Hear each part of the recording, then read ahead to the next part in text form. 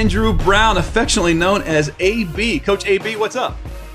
Man, how you doing out there in California? Man, I'm good, man. It's nice and sunny, and I'm real glad to have you on there. I got to thank Hoop Dirt and Dr. Dish for the support of this program.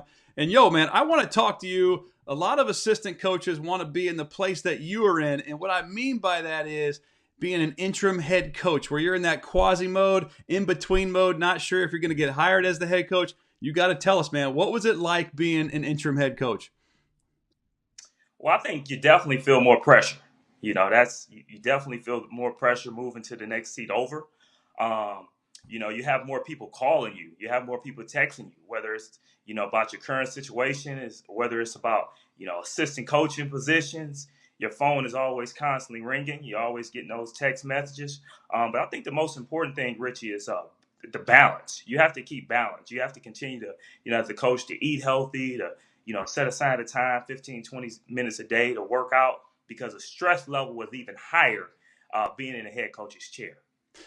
It's a great answer, man. It's a tough situation for anybody that's been in it, because you're in that in between, not sure if you're going to get the job and whatnot. But I would imagine like your roles and responsibilities probably changed drastically from being the assistant coach to now being the interim head coach, having to keep the program going.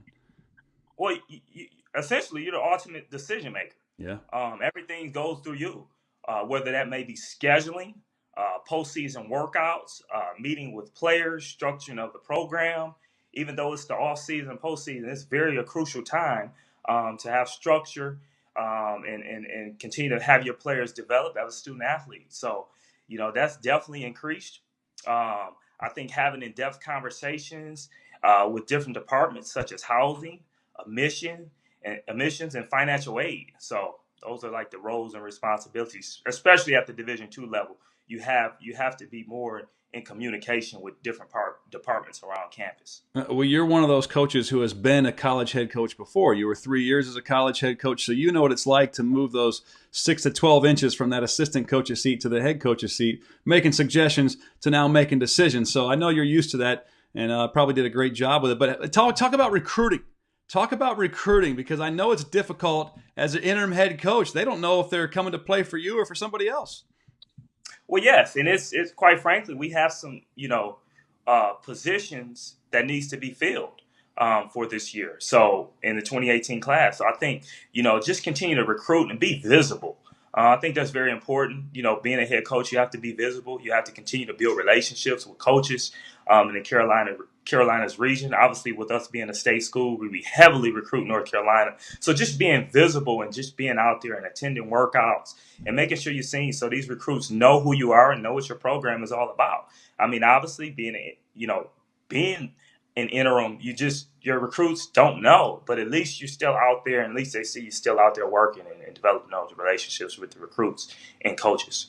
Yeah, coaches see you out there working too. So when you're trying to get another opportunity, speaking of that, as an interim head coach, did you spend time looking for other opportunities, or were you solely focused on Winston-Salem State and trying to make sure that Winston-Salem State was set up for the next year?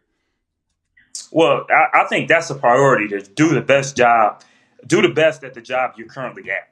And that was my goal, to do that, because the program deserves it, the players deserved it, and everybody else that's affiliated with WSSU deserved that.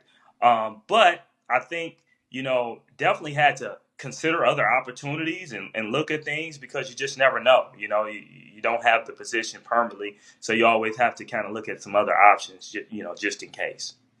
Well, one more question for you, and I know when you're in that position, obviously you're trying to get the head coaching job.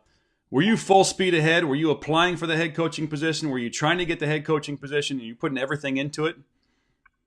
Well, definitely. When the job came open, I definitely applied for the position, because you just never know. You don't want to sell yourself short as a coach, and I think I'm at the point in my career that I definitely can have the ability to lead another program.